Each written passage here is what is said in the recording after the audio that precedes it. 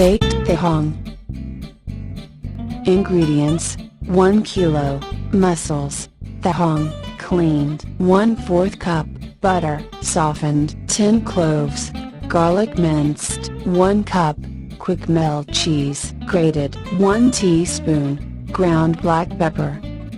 How to cook and bake: boil the mussels until the shells open, preheat oven to 380 degrees Fahrenheit, combine butter, garlic, and ground black pepper. Mix well, remove the extra shell from the mussel, place some butter and garlic mixture on the mussels using a teaspoon.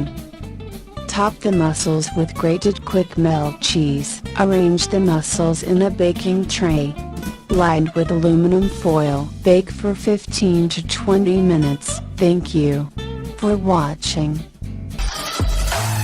Paksu na isda.